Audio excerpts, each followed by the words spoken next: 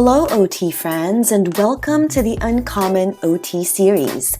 I'm Patricia Modis, and I'm your host, a Filipino-American, native New Yorker, currently based in Los Angeles, bulldog mama, and an uncommon occupational therapist myself for the past 22 years. On this podcast, you will hear me proudly feature the unique careers of occupational therapy practitioners working in non-traditional and role-emerging practice areas, settings where OT is uncommon.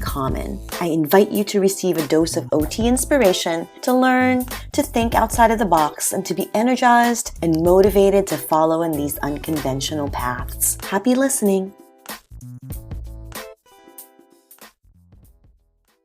Before we begin this episode, I want to extend a special thanks to Picmonic, our sponsor. If you are an OT or OTA student looking for an excellent learning resource and study aid, Picmonic might be for you. Whether you're studying for your classes or getting ready for the NBCOT exam, it is a visual mnemonic learning tool that has been research proven to increase retention and help students ace their exams.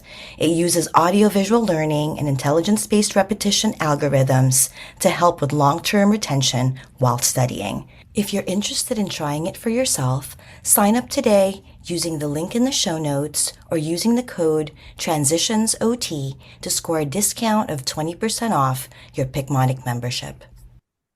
Welcome back, OT friends. Today, I am super excited to introduce you to our guest of honor, Danielle Barbieri. Danielle is an occupational therapist who specializes in augmented reality. So thank you so much for joining us, Danielle, and welcome to the podcast. It's a pleasure. It's my first podcast, so we'll see how it goes, but I'm excited about it. We're so looking forward to dive a little bit deeper into your role in augmented reality. And I'd love for you to get us started by just telling us a little bit about your background and maybe some of your favorite occupations. I grew up in New Jersey, currently live in New York City. I love the city life because I like to walk everywhere, rain or shine. So that's really one of my main occupations, is just kind of walking and exploring. I own a French bulldog, so he's everything to me. His name is Sully, and he loves to walk as well. And one of the other big things that I love to do is roller skate. I find that it's the only way that I could really, shut off my mind. Truly. I've tried a few hobbies that are very slow and like knitting and things like that. I can't shut off my mind, but when I'm skating, all I'm thinking about is the music and moving my body. So it's really nice. Yeah. And I like to do that in the parks, and there's a few other places in the city where they hold classes every now and then. Yes, I've heard about those. Oh my gosh, what a fun hobby. You and I have, being New Yorkers in common. I'm currently based in LA, but I miss walking around in the city and just window shopping and just people watching, right? And I also had a Frenchie, and I miss walking around the city with my Frenchie so much. So yeah, those are such fun ways to spend your time, right? Yeah, it really is. And I realized I kind of skated past my background, so I guess I could get into a little bit more of that. I'm an occupational therapist. I went to Kane University in New Jersey, the state school, so it was actually affordable. I practiced mostly in the school system for about 5 years. Started as a contractor, and then I was hired full-time in the school system. Did some outpatient sensory gyms, a little bit of home care, but really focused on that neurodevelopmental disability area. That's the primary population that I worked with as a therapist. So thanks for sharing a little bit more about your professional experience. It sounds like you worked in the school system and also outpatient sort of pediatric settings? Yes, outpatient pediatric. A little bit with adults, but the thing I liked about the schools for the most part was that you weren't really billing insurance. There's a lot more leniency in what you could do and to kind of help a child reach their goals. Whereas working with adults, there's a lot more restrictions. There's a lot more things that you have to adhere to with insurance involved. Got it. I'm looking forward to hear more about how you kind of bridged your experiences in pediatrics and a little bit of, adult stuff with the current work that you're doing.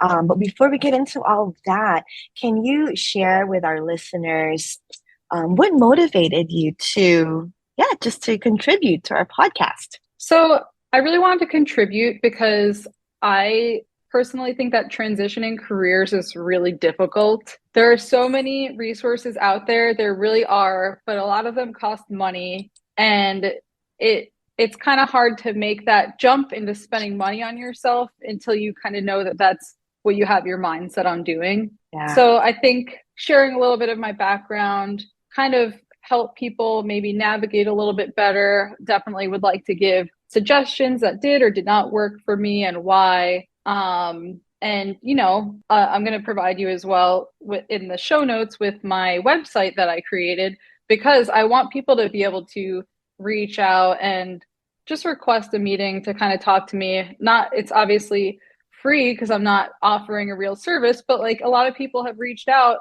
on LinkedIn just to be like, hey, I want to learn a little bit more about your journey, tell you about mine. If you have any suggestions, and I'm happy to do that. So thank you for making yourself available and really for sharing kind of what you've learned along the way, right? Mm-hmm. That can be a big time saver for some of us who kind of want to embark on this. This might be a great time for you to, share with us a little bit about your uncommon OT work and, maybe who you serve, some of the goals that you're working on with folks. Yeah. So right now I'm currently using my OT skills in the digital health space. It's actually very related to what I did in practice, because at Augment Therapy, we make augmented reality applications for exercise and movement and wellness. That's what I did in practice. I thought about exercises and activities for kids to do. I just didn't have that virtual means to do it. In an application like this, where you just have to use your phone or camera or anything with a webcam to sense your body movement, it's all there. So the games that are there, the child is immersed in the exercise, and they basically, all the visual cues are there. It's a virtual world or a virtual game. And because the company was founded by a PT, and because other PTs work there and I work there as an OT myself, a lot of those insights from practice go into the application and the creation of it. So all of the games in it have benefits. They might work on balance or, motor planning, crossing midline, all those fun things that you work on in practice. They were thought about, and they're in there. For example, one of the big things that we've been working on is making the application accessible to all people, so all abilities. And that's one thing that the therapists at the company have contributed to a lot, because working with people with all different types of bodies and needs, you know that you can't just have an exercise where somebody has to stand up and run back and forth. Can you tell us a little bit more about the setting where you do the games or where you actually do the sessions? Yeah, so I actually don't do sessions. I am on the product team. I work with the developers, the director of product, the UX team, the clinical success, pretty much everybody on getting new features created and out on time and finding the research behind what people actually want in the app. But for the app itself, we don't have therapists. We don't employ therapists as a company to work for us in the clinic, but we employ therapists into those non-clinical roles where we're making things for clinicians. So it is kind of everywhere. Right now, the product is being used in hospitals. It is being used in the school space, in the community setting as well. So the community group setting, we have a pilot with homecare. So we really are kind of everywhere. Right now, it's mostly pediatrics, but there is a section for adults. There are games for adults. Yeah, okay. So thanks for clarifying that you're more on the sort of product development team and not necessarily the therapist that executes the product, right? Which I think is even more fascinating because, again, you're in this completely non-traditional role where you're giving input based on your knowledge, right? Can you tell us a little bit about that? Like, what was it about your experiences that contributed to you being a good fit for your current role and the product development part of things? I kind of fell into product because through my connections with collective coaching, they connected me with Lindsay, who is the CEO of Augment Therapy. And I eventually got hired on as an intern on the product team because that's where their need was. But it's been an amazing fit. Just having that background knowledge of one, how the clinic works, what are the pain points of a clinician, really like what are the things that make your day hard that you want people to solve for you. So that made it a really good fit because there's a lot of times where the team doesn't have to outsource information because they could just ask me. Yeah. For example, we were working on the first thing I worked on here was improving our air writing game. So we were kind of trying to improve that because they only had uppercase letters. So they added lowercase letters. They added more shapes. They wanted to make sure like formation was correct. And instead of having to outsource that or spend time asking therapists, they just asked me and I could just did it in a few days. Like I did pretty much in like an hour. I drew out what it should look like and then I gave it to them. And then obviously it took a while for it to not have like bugs, like not work and for the formation to be visually pleasing. But it eventually like that's something that they saved a bunch of time on because I was on board. Yeah. Well, that makes you a really valuable asset, kind of being able to gain information from your experiences, right? And the sort of like the direct clinical work that you did. I love that in this scenario, you're the OT that is responsible for the product development. And then a little bit later on down the road, there's another OT that's going to be involved in the sort of the implementation of the product. So I love that even in this, the use of this one tool, two OTs can be doing completely different things. Exactly. And we take a bunch of feedback from therapists using it. And that mostly goes through our clinical success team and eventually comes to us. But we take all of that feedback and we make changes based on what they tell us. Now, Danielle, was there anything in particular that inspired you to move towards the digital health space? I kind of wanted to contribute to things from the outside in, so kind of working on something for therapists from the outside and actively trying to get it into different systems so that people are using something new that makes their day a little bit easier. That's kind of what I hope would happen from being in the digital health space. But I also I felt like there was no upward mobility in my role.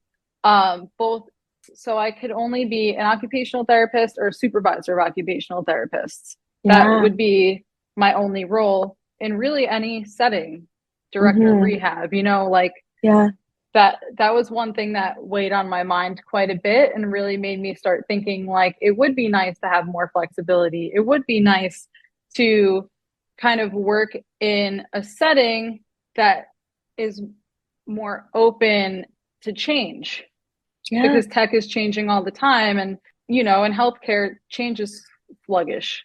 Yes.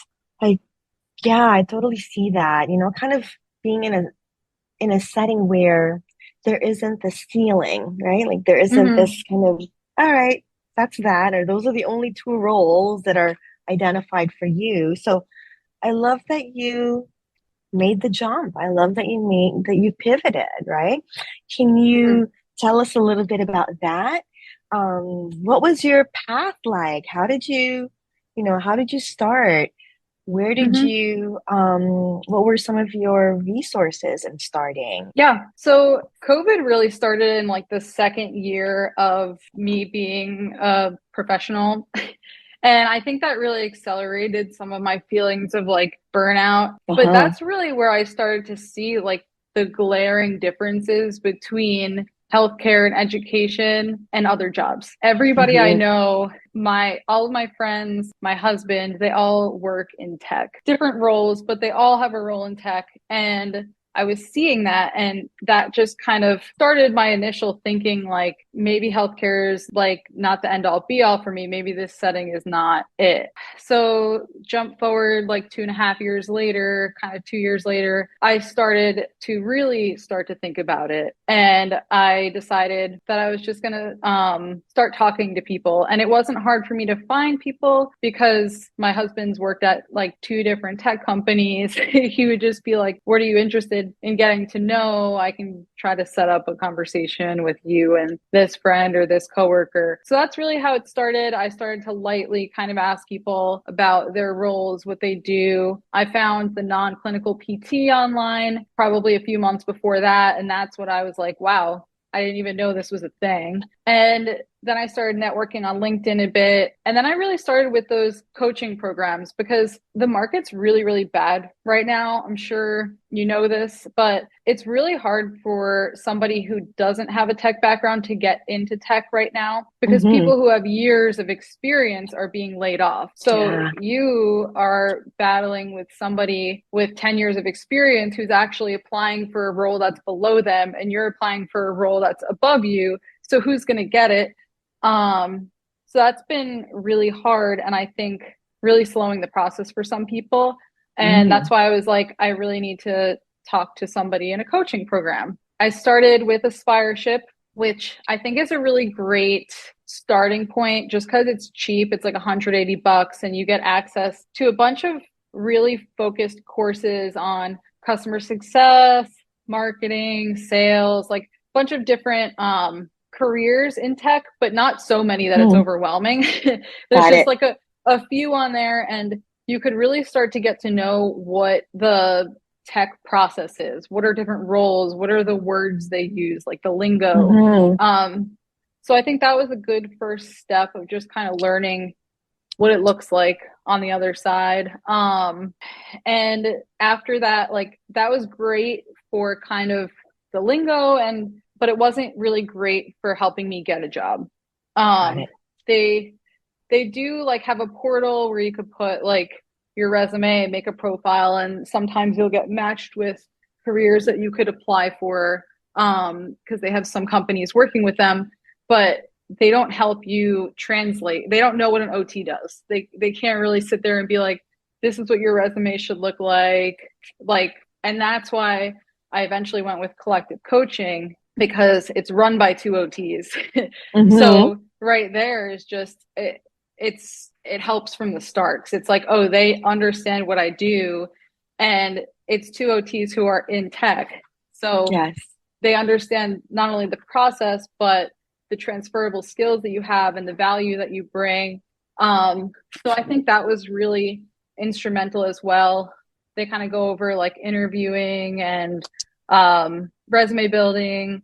What are the different careers out there that would be a good fit for an OT or for you? And they have a bunch of connections. They're really cool people. So Yeah. they know a lot of people, and if you have a question about something, they can set you up with somebody to talk to about that career. Or, I mean, I still talk to them now, and I think I ended in like October was when my last session was with them, and they Mm-hmm. still actively help me out. And it's been really nice to kind of have that support system, and they've helped me a lot with networking as well, so that's been nice. But Great. yeah, so I think if somebody is looking to kind of get into non-clinical work at this point in time, I would look into a coaching program, but make sure it's a program of people who either have the same background as you or have extensively worked with people like you, so therapists or healthcare workers,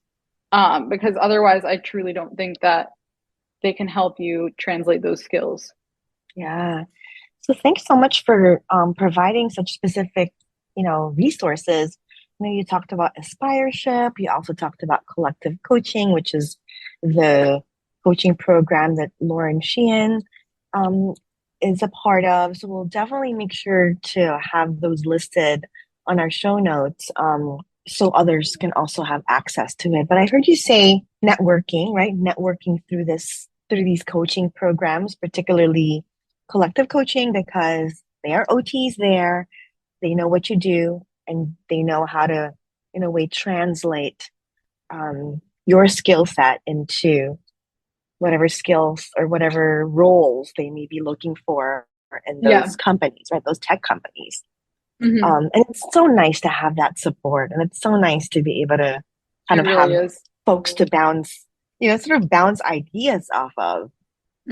Exactly. It is really nice. And I still find myself doing that. I'll reach out and I'll say, is this a good approach for this? Would you do this differently? And they're happy to answer. So it's nice to have. And they've also taught me just how to network with people on LinkedIn and Mhm. different places. And I've had a lot of great conversations and made a lot of great connections just through those skills as well. Yeah. So can we segue into having you kind of describe for us what a typical day might look like for an OT in your role? Sure. On a Monday, my week starts. I'll have a meeting with the product manager. We'll go over the biggest things we want done that week. And then shortly after, we'll have another meeting with the developer team. And the developer team is pretty much a daily meeting where we just kind of go over like what's been worked on, what needs to be worked on that day. Hmm. And, then we kind of work on all those things that we talked about that morning. A lot of times, what I end up doing is I draw out a lot of things, I would say. If we're thinking about a change to something or a new activity or a new process, like I would kind of make a map of what that should look like. And I found that, visuals are the best way to get people to understand what you actually want. It's really hard to explain verbally sometimes, like put this here and Hmm. that there.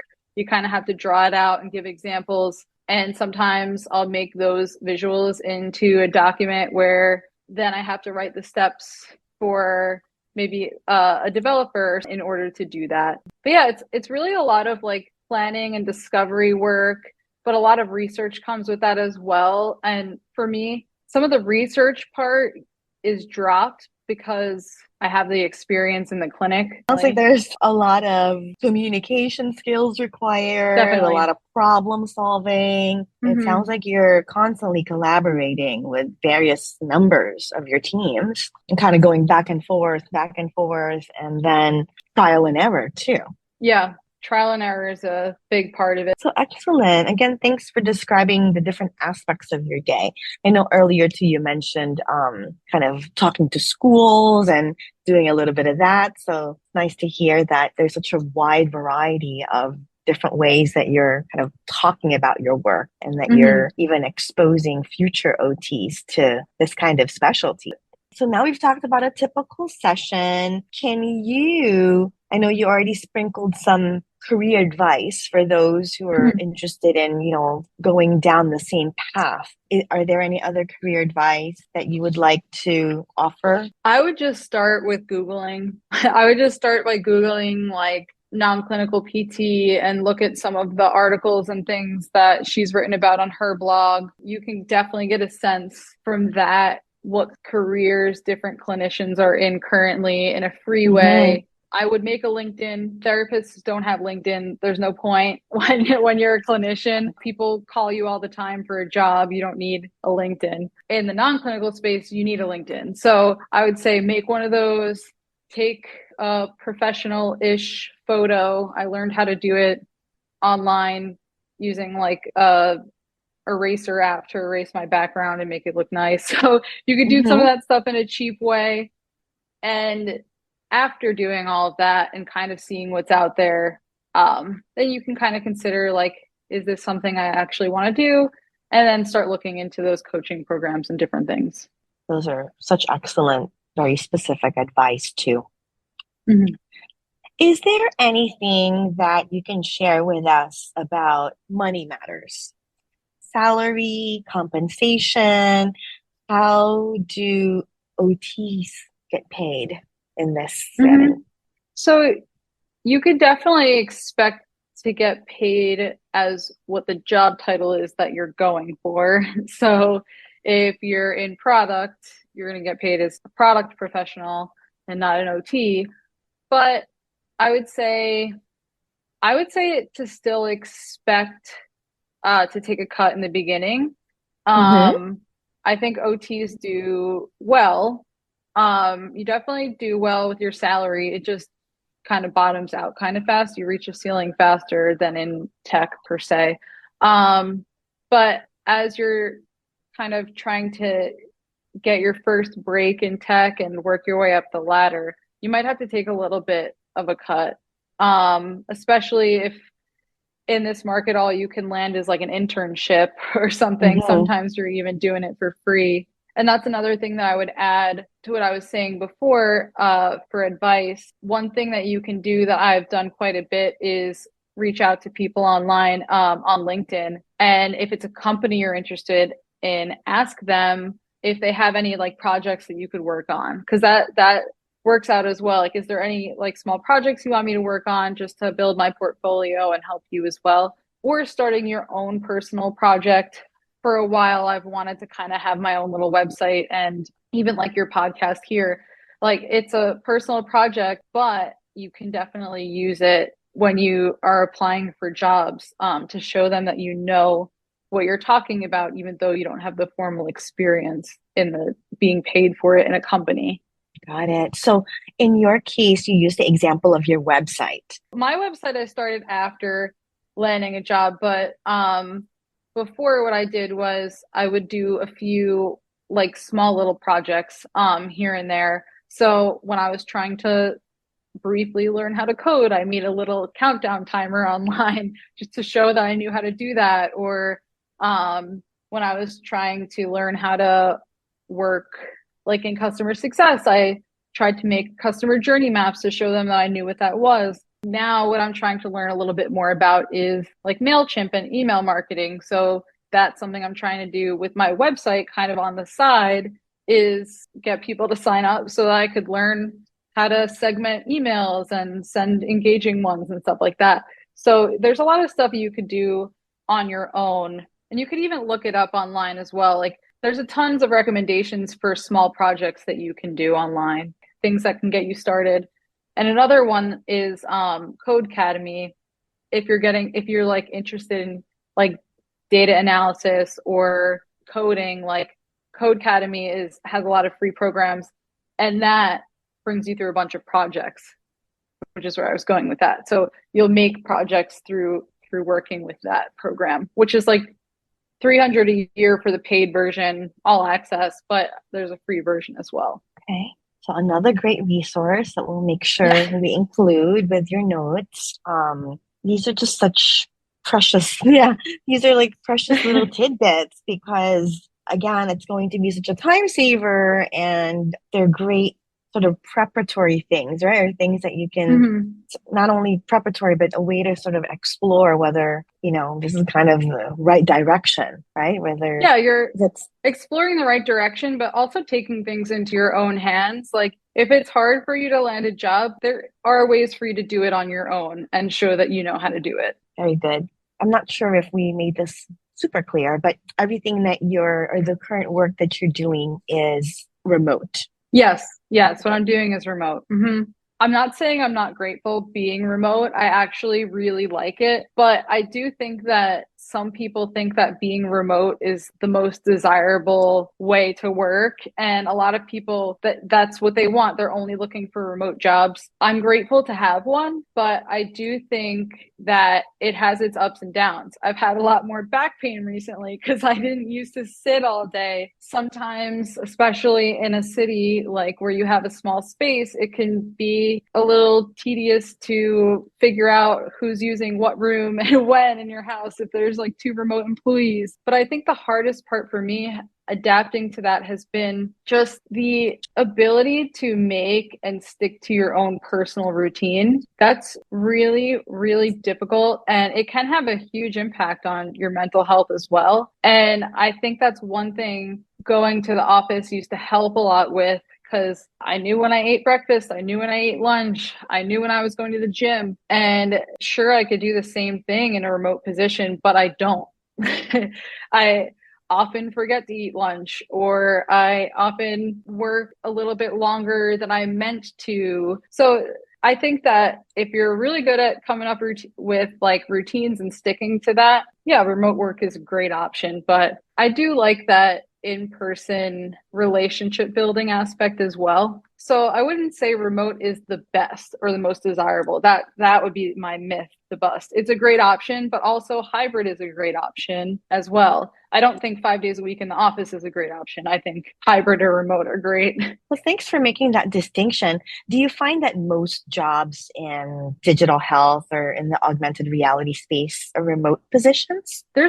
There's a pretty good mix. I've definitely seen a good amount of remote. I've seen a good amount of hybrid posted online. I've seen also a lot of in-person roles, which does make it hard for me because there's less digital health companies based in New York that are looking for people to work for them right now. You know what I mean? So I've definitely seen a good mix, but I don't really see a lot of 5 days in the office jobs in the tech space in general, which I think is very desirable for people. Yeah.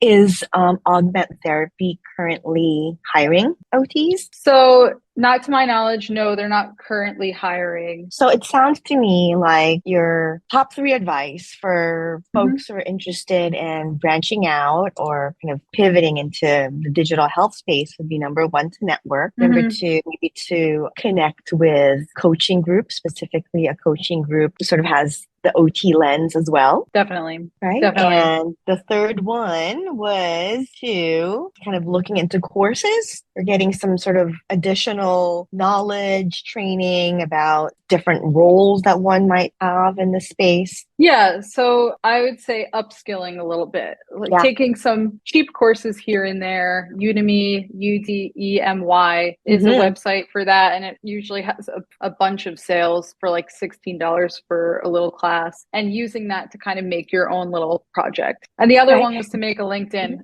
LinkedIn, yes. Seriously, people like clinicians who are working in the clinic, I don't know if there's any stats out there, but they don't have LinkedIn. I didn't have it before I started looking into this space. Yeah, I actually didn't really have one until after COVID either. I kind of, so now I see the value, and I hear you.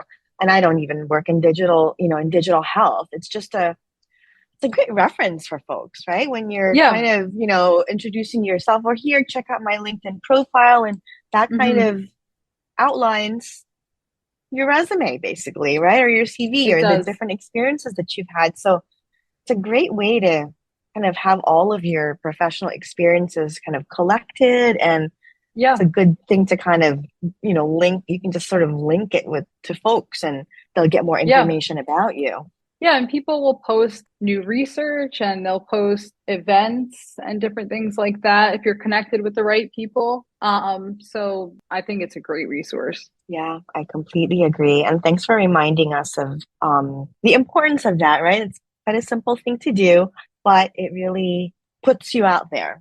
And you're actually, you can see some really fancy LinkedIn pages where folks really describe, their passions and kind of what they're currently up to. And it's also a great way to get information, right? Like people have job postings, just announcements for, conversations and Zoom meetings. So I've found it to be so valuable. And in fact, I've met quite a few of my guests through that platform. And also, most applications that you apply for will have a slot for LinkedIn, for your LinkedIn URL. So it'd be like one less thing that you could provide them. So why wouldn't you have it? 1000%. So we will definitely find you on LinkedIn. Yes, please do. But if others were interested in connecting with you, questions or just further advice, is it okay if they do? And how do they do so? In addition to LinkedIn.